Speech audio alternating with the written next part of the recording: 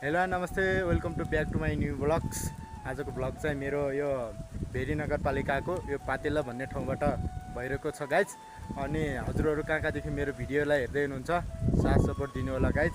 अनि म चाहिँ अहिले आफ्नै ठाउँको यो पातेला भन्ने ठाउँमा आएको छु। भेरी नगरपालिका र छेडा नगरपालिकाको सिमानामा पर्छ।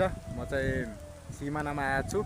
अनि यो पछाडिको चाहिँ यता भेरी नगरपालिका, अनि यता देख्न सक्नुहुन्छ यो छेडाघाट पर्छ, यो डाँडादेखि।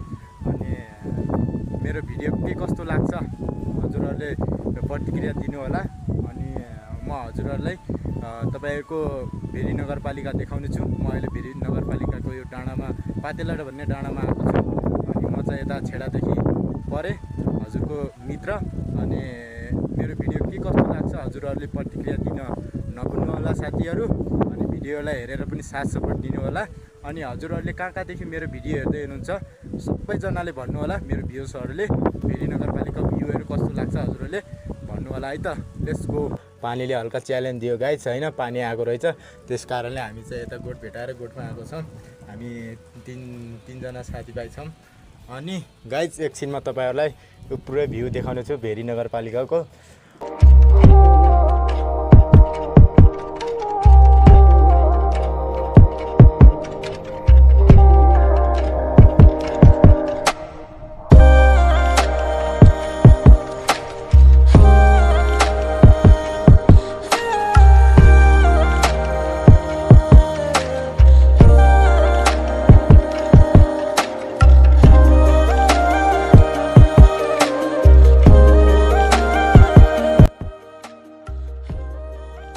सो भिडियो के कस्तो लाग्यो साथ सपोर्ट दिनु होला गाइज।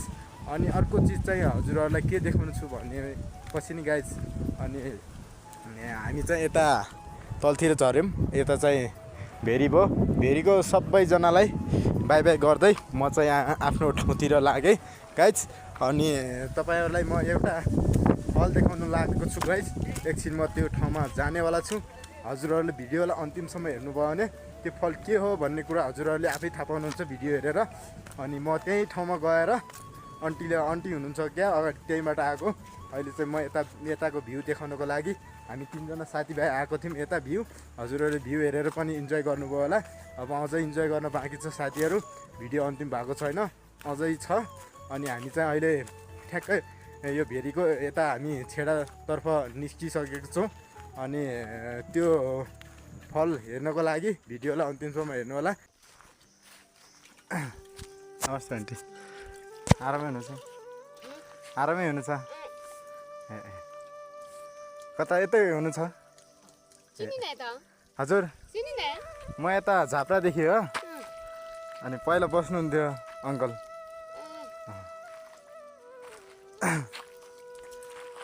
आजभोलि कहिले आउनुभयो?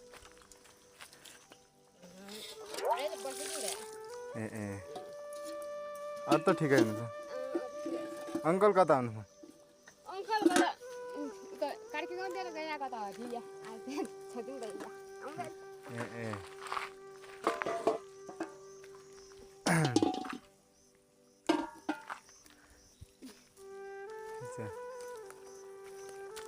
कता बाख्रा चाहिँ गाई हान्नु भयो होला पारतिर? बाख्रा पारी थिए ढेरो कथा गया पारीतिर हान्नु भयो?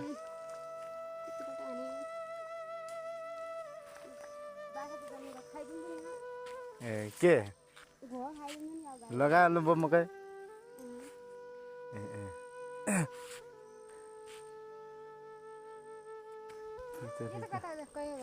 हजुर यतै आरू पोखरा दिनुहुन्छ है भनेर आम। हजुर खाँदा हुन्छ?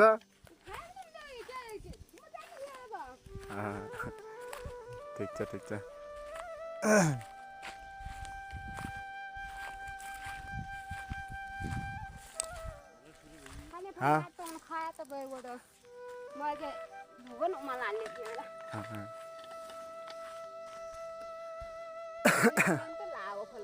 हजुर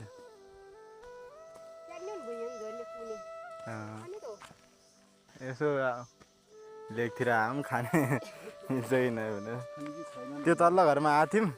मान्छे रहेनछ बोलते रह यहाँ तलतिर गुवा लगाया होला एउटा छ गुवा लगाया होला नसोधेर खानु पनि अलि अर्कै हुन्छ त्यही भएर गुवा लगाया होला नम्बर पाइया पनि छैन त्यही भएर अब थोरै थोरै हाम्रो अरू पाइया छ नि यति न मात्र यति पाइया छ यति उन्डो उन्डो गर्ने पनि खान्छ थोरै थोरै पाए रहेछ मान्छे हुनु नि रहेछ फेरि त्यति लगाया होला गुवा लगाया पस्नु पनि ठिक हुन्न भनेर अहिले पछि हामीलाई आयो नि भने अल्ला आउँछ ए ए गुवा लगाया छ ए।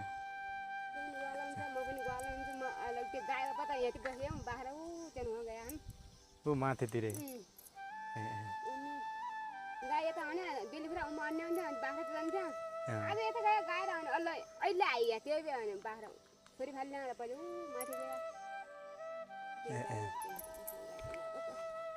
त्यो माता पनि बजारका गाई आयो नि घरको जान्छ अहिले यहाँ घर खाइदिनु त्यो ए मकै सकै छर्नु भयो पहिला त यहाँ बस्नु नि थिएन त नै त इन्डियातिर थियौँ म त आयौँ र इमाइट बार इन्डियातिर गयौँ म त आयौँ केही तल कुनतिर बस्यौँ पहिला नि एकचोटि आएको थियौँ अङ्कल बस्नुहुन्थ्यो क्या त्यतिखेर हामी आएको दिनमै यहाँ सर्नु भएको थियो क्या गाईहरू लिएर आउनु आउनु भएको थियो हामी पनि